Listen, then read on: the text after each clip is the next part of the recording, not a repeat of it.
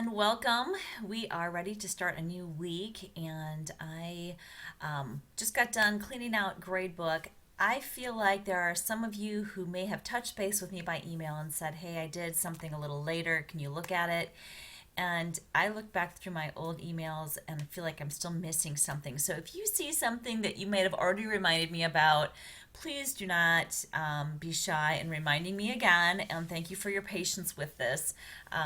It's easy to lose details, as you know, as a writing teacher, and sometimes I just do. So, if there's something that you've completed that you've already notified me about that I haven't gone and graded, or if you have something now that you've completed maybe since my last go through on grades, let me know. I want to give you at least partial credit for getting things turned in.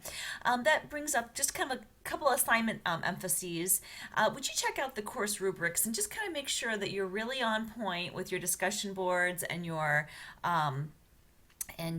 wiki and your blogs. I think the biggest thing I'm seeing is I'd like a little bit more emphasis on the blog on citing sources. If you've used a source, please cite it for us. I love that you're adding the link because we want the blog to be a resource place for people. But let's also cite it just because to practice just good academic procedures.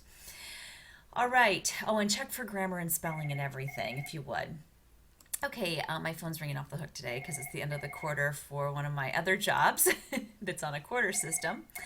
Let's go ahead and look at our schedule for this week then. I can't believe we are wrapping up the month of October, right? Crazy. I may have said this before, but my middle son keeps asking me to put up the Christmas decorations. I'm like, oh, hold your horses, kiddo. Although we do put them up early at our house, I'll have to be honest. Okay, sorry to make you dizzy. Okay, here we go. This unit started last week, so what we're on right now is focusing on the wiki. And remember, anything that's in green becomes part of your wiki later. Any blog that's in green becomes part of your wiki. And what we're looking at here is building. I mean, this is just sort of a building kind of theme. And what I'd like you to do is using your four writing task that we started with.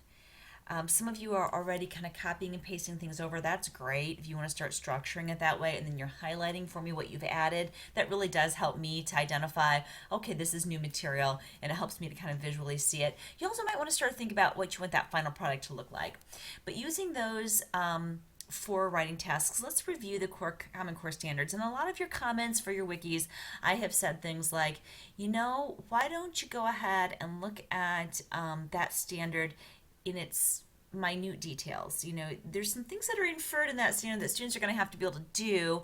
And how are you going to teach that? For example, it might say have a cogent piece of writing. Well, how do you teach a student to have a unified theme? I would say that there have to be some graphic organizers involved. There have to be some pre-writing strategies. You have to teach the writing, some writing strategies. So what I want you to do is break down those items that they're going to have to master in order to fulfill, especially the summative assessments, but even the formative, what little task are you trying to capture with that core standard? And you may need to edit which standard you're really covering as well. I want you to break those down and ask yourself what you're going to need to teach out the mini lesson. You may create a PowerPoint for the teaching part where you're face to face with students, or maybe something that students would go to a station and watch and look at, or maybe something that you would load into an LMS like this iLearn system, and students would use that PowerPoint to power up their writing, or Prezi, whatever you want to use. I'm not so much concerned about what technical tool you use as much as I am how you're going to convey content. Anything you create for this should be written in student language and should be used to present out to students. It shouldn't be an explanation to yourself. Your teacher notes were the last time. This is for students. Okay, so consider how you're going to engage students. How are you going to get them going on this? How are you going to motivate them? Some of your prompts are inherently motivational and engaging, but some of them are going to need some activities to go with those. And then show how these little mini lessons will fit together to make sure you're covering all parts of the standard. And how you show that might be just some notes on the actual wiki, or you might have a chart or something. It's up to you. create the tools, the worksheets, a list of links, sample writings. That's from back up here, by the way. What are your expectations? What are you going to need to pass out to students, or what are you going to need to send them to online for this to get done?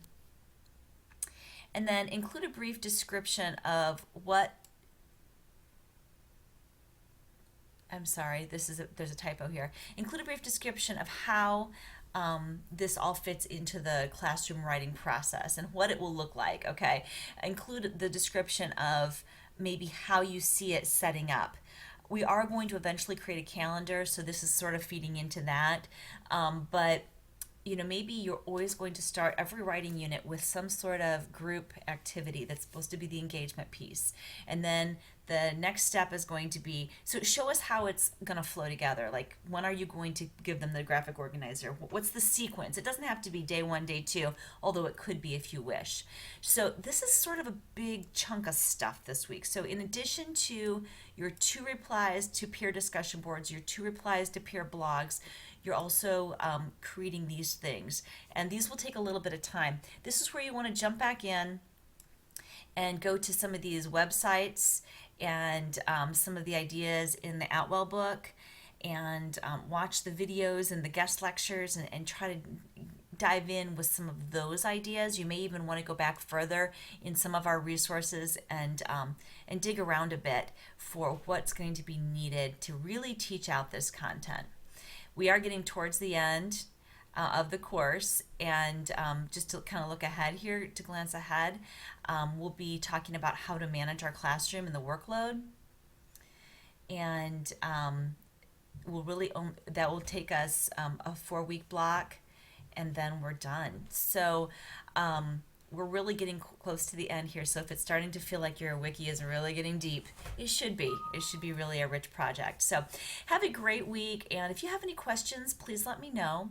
I think that just kind of as a takeaway point this week, what I want you to think about is within the core content, the way that Common Core is set up is that it kind of rolls on top of each other. There should be a lot of repeat. And so one thing that might be worthwhile to you is to look at the grade below the one you want to teach and see what they're being asked to do. Sometimes they're grouped together. Like, I know like 9th and 10th language arts is grouped together, so you know that it's the same thing as being taught. What are they coming to you with, and how are you going to make this a rich experience? How might you diversify some of these items? Might there be options involved? Might there be maybe one student doesn't need a graphic organizer, but another does. Are there going to be more than one, maybe some modifications that you can make within this to help break down the content for your students more specifically? And one other thing is that obviously don't reinvent the wheel. If you have a system that you want to use every time, a certain graphic organizer or a certain tool that works for all of your prompts or 2 of your prompts or 3 of them, do that. I mean, it's okay to repeat. Just make some notes about it so I know that you know how you're covering it. One final thought this week is, and this kind of starts going into classroom management, but a lot of us have these really high standards for ourselves and how we're going to give feedback to students and how we're going to teach this all out. But if we make too much of these to make too many of these procedures around us as the teacher, we're going to burn out, and there's not going to be enough of us to go around in a classroom.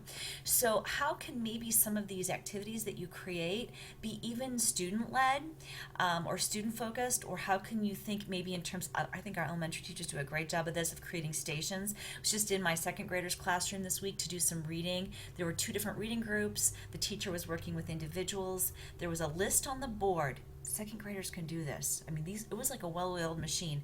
There were kids getting out of their seats to find nonfiction texts out of labeled bins for their reading level. They would take them back. They had a chart that they had already created about nonfiction text features. It had been something that they'd been teaching and reteaching because I had already had some things home about it. I'd already seen some things be assessed, and they were showing how the book that they chose had those text features and how it would help them as a reader. Wow, that's deep stuff for 2nd grade, but it's doable. But that teacher was only working with 1 student at a time. Now you know that she did some specific teaching out to the whole group, because otherwise they wouldn't have known. They would have all been wandering around aimlessly, right? But every student in that room was doing something purposeful. I mean, that's exciting. And they were doing it, their desks were arranged in a way that they could confer with each other. They could conference and collaborate. And the teacher was comfortable with that. And the noise was very manageable. It was not a loud classroom. So share that with you as an inspiration for those of you who are teaching younger students, but also to look at for those of you aspiring to teach older students. How can we apply some of those things that work? Do our students really need us being the sage on the stage up in front all of the time? Or can we possibly record a lecture and have it be a station in our room? Maybe we don't have a school that has rich technology resources, but could we figure out ways to keep students on task and maybe rotating through our room with to various stations to accomplish all the things that we want to accomplish while we can work with individual students or maybe work with a smaller segment of students. So all things to think about as you create and design this week. Enjoy the process, and please ask me questions if you have any. Talk to you later.